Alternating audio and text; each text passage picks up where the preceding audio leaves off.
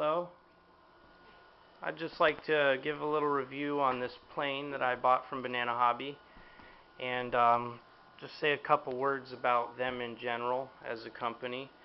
Now, I see a lot of people giving negative feedbacks on the Banana Hobby, and then I watch these videos on YouTube of people buying an F-16 as their first plane, and they wonder why it crashes straight into the ground at 60 miles an hour. I mean, whatever happened to people buying a 48-inch wingspan trainer plane and getting flying lessons and learning how to fly without damaging any equipment?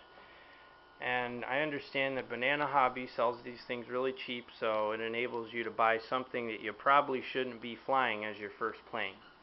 Now, this T-33 is not one of those. This is it has slow characteristics to it, as you can see by the wide wings, which allows it to have a slower flying speed, and these pontoons, which greatly add some stability to it, which I painted that one green for increased visibility. It doesn't come like that. Now, this plane is made by Sky Angel, and as you can see, these are their other planes that Banana Hobby carries. Banana Hobby carries planes also from a company called Lanxing or LX.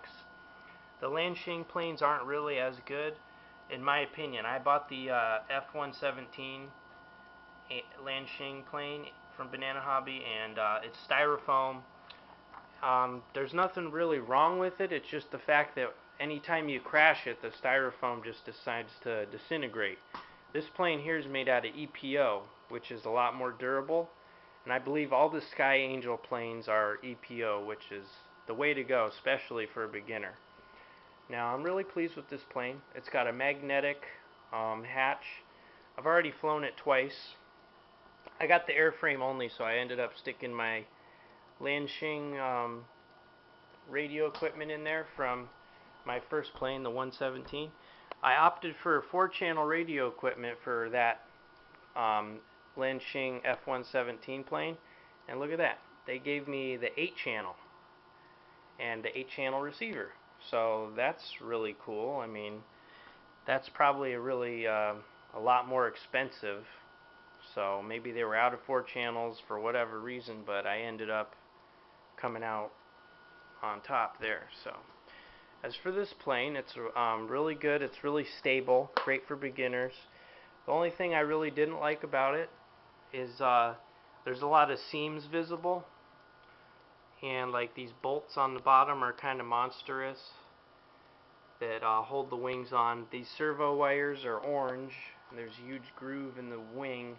I guess they have to do it that way, but that's really the only complaint I have. I would like for that to be a little more seamless and scale looking, but you know, the airframe was only $65.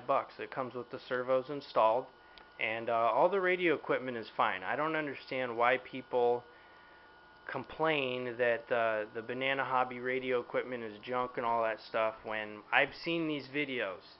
These people should not be flying a jet, an EDF jet. They need a trainer plane to start with. Learn how to fly first before you go talking shit on a company that provides really nice stuff, if you know how to use it, at an excellent price.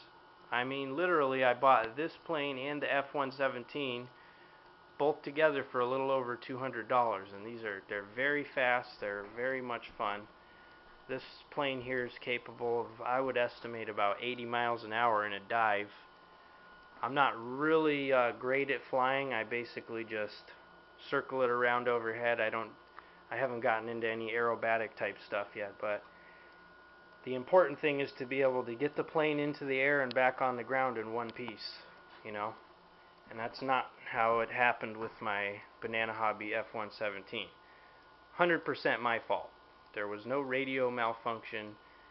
You know, I love watching people that have a plane just spiral to the ground because they lost orientation on it, and then they blame it on a burnt out ECM or whatever, disconnected loose wire. The wiring has been fine on these planes for me, so I just wanted to say a couple words. You know, I appreciate Banana Hobby, and the fact that I can get these things for very much cheaper than they would be at any hobby shop, and can have a lot of fun in the process. So if you're an experienced pilot, give Banana Hobby a try. Otherwise, get yourself a trainer plane from somewhere else like Tower Hobbies. Start on a flight simulator.